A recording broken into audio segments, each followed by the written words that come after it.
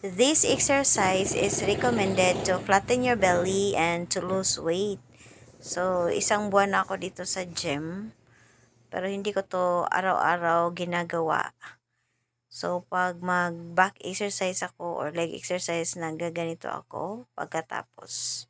So, 1 month pa lang ako, pero mas,